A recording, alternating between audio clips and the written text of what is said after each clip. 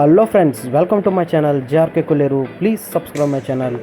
నేను మళ్ళీ వచ్చేసానండి. కంకపాడు దగ్గర ఉన్న వెంకట్ అక్వాకి అయితే నేను ఇచ్చేసాను.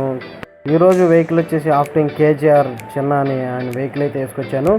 మనం ఇంతకు ముందుసారి అయితే మనం ఇదే యాక్చురీలో మనం బుడగలతో అయితే రొయ్యలు వేసుకెళ్ళాం. ఈసారి అయితే మనం డ్రమ్ముల్లో లోడింగ్ అనమాట. ఇది చాలా సింపుల్గా అయిపోతుంది. నేను తీసుకెళ్ళి ఓనర్ అయితే ప్రస్తుతానికి రొయ్య అయితే మర్చేశారు. మర్చి అయితే ఆగితే ఇంకేమాత్రం ఆలోచన చేయకుండా మనం అయితే లోడింగ్ స్టార్ట్ చేసేద్దాం.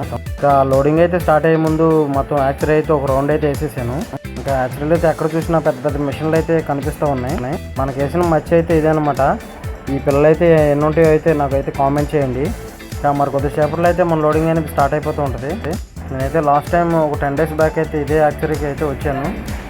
ఇక్కడ ఈ బకెట్లో అయితే ఆ స్పూన్తో కౌంటింగ్ అనేది చేస్తున్నారు. ఆయన అయితే 10 స్పూన్లు వేసి బకెట్లో అనేది లోడింగ్ అయితే చేస్తున్నారు.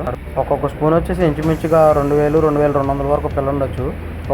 దాంట్లో అయితే ఒక 10 స్పూన్ల వరకు వేసి ఆ బకెట్లో అనేది తీసుకుని పైన డ్రమ్ములు అయితే వాళ్ళు వేస్తున్నారు అనమాట. ఒక స్పూను 2200 చొప్పున 10 స్పూన్లు అయితే వేస్తున్నారు. ఎంత అవుతుందో 10 స్పూన్కి కామెంట్ అయితే చేయండి. బుడగల ప్యాకింగ్లో అయితే ఆల్రెడీ ఆక్సిజన్ నింపేస్తారు కాబట్టి మనకు ఆక్సిజన్ పెట్టాల్సిన అవసరం లేదు. దీనికైతే మనం సపరేట్ పైపులు ఆక్సిజన్ ట్యాంక్ నుంచి మనం బండ నుంచి ఇట్లా పైపులు సప్లై అనేది ఇచ్చి వీటికి కంపల్సరీ ఆక్సిజన్ అనేది పెట్టాలి. కంటికి కూడా కనిపిస్తుంది అన్నమాట రైతులలో. మనం లోడింగ్ అయితే కంప్లీట్ చేసుకుని మన శ్రీపార్ దగ్గర ఉన్న గులాయిగూడ దగ్గర ఉన్న చెరువుకి అయితే బయలుదేరిపోయాం అనమాట. ఇంకా గులాయిగూడ దగ్గరికి వెళ్ళేటప్పటికి చీకటి అయితే పడిపోయింది. ఇంకా మనం అన్లోడింగ్ పాయింట్కి అయితే వచ్చేసాం. అన్లోడింగ్ చేసుకుంటున్నానికి లాస్ట్ వీడియో తీయడానికి కుదరలేదు. Thank you for watching JRK Kolleru.